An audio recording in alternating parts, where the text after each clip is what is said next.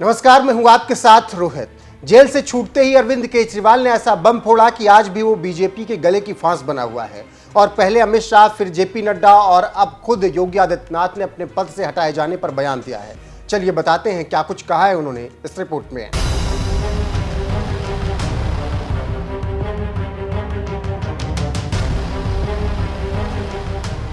अरविंद केजरीवाल शराब घोटाले में जेल में बंद थे, लेकिन निकलते ही सबसे पहले योगी और शाह को लेकर ऐसा बम फोड़ा कि बीजेपी की सांसें अटक गई।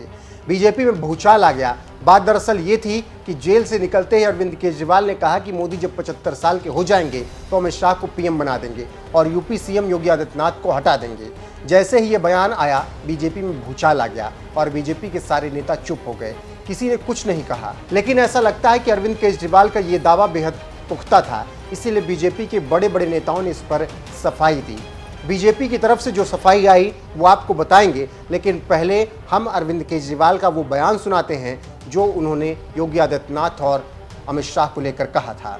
अब मोदी जी अगले साल 17 सितंबर को रिटायर होने वाले हैं, तो मैं बीजेपी से पूछना चाहता हूं, आपका प्रधानमंत्री का दावेदार कौन है?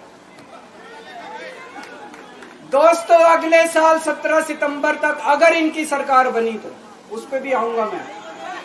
अगर इनकी सरकार बनी तो पहले अगले 2 महीने में योगी जी को निपटाएंगे ये, और उसके बाद मोदी जी के सबसे खास अमित शाह को ये प्रधानमंत्री बनाएंगे। तो सुन लिया आपने क्या कुछ कह रहे हैं दिल्ली के सीएम अरविंद केजरीवाल। इसी बयान ने बीजेपी में हड़कंप मचा दिया और आनन फानन में बीजेपी में बैठकों का दौर चलने लगा और आखिरकार अमित शाह ने इस पर बयान दिया।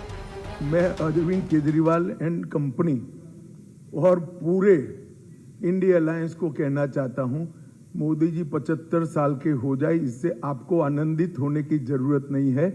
ये भारतीय जनता पार्टी के संविधान में कहीं नहीं लिखा है।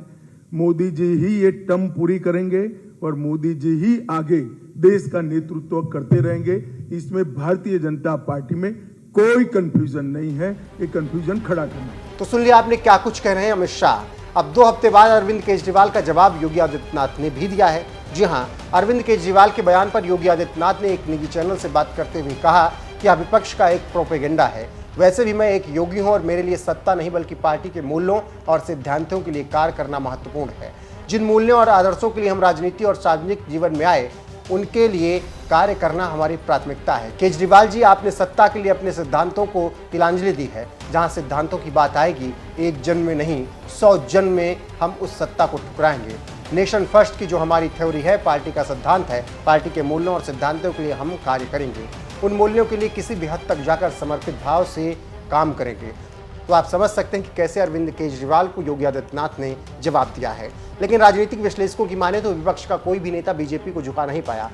अपने एक बयान से अरविंद केजरीवाल ने हालांकि भूचाल जरूर ला दिया और बीजेपी के नेता अब लगातार इस पर बयान दे रहे हैं। इसी बीच जनता शायद ये समझ गई है कि अरविंद केजरीवाल सही बोल रहे हैं, क्योंकि सभी जानते हैं कि मोदी शाह की पड़ती नहीं है और यही लोग बीजेपी में हर काम करते हैं। ऐसे में अगर मोदी हटे तो स्वाभाविक सी बात है वो अमित शाह को जगह देंगे। इसके साथ ही साथ जनता में एक और संदेश गया कि मोदी शाह मिलकर योगी को परेशान करते रहते हैं और ये बात किसी से छिपी नहीं है। ऐसे में जैसे ही केजरीवाल ने ये हमला बोला, वो बात उनकी जंगल में आग की तरफ फैल गई और ये जनता को संदेश गया कि शायद बात सही है, क्योंकि मोदी शाह योगी को देखना नहीं चाहते और वो चाहते हैं कि एक डमी सीएम बने जो जी हजूरी करे। हालांकि आगे देखना होगा कि क्या कुछ होता है। अभी योगी ने आंख में आंख डालकर जो बातें कही हैं, उससे निश्चित तौर पर बीजेपी आलाकमान की टेंशन बढ़ेंगी। तो आप समझ सकते हैं कि अरविंद केजरीवाल की बातें बीजेपी को कैसे छुभी और कैसे गले की फांस बन गई। लेकिन योगी ने अब जाकर उन्हें जवाब भी दिया है। देखना होगा कि ये लड़ाई आगे कहाँ पहुँचती है और 4 जून के बाद क्या कुछ नतीजे आते हैं और यूपी में क्या बदलाव होता है। फिलहाल अभी इस खबर पर आपकी क्या राय है, कमेंट में जरूर बताएं।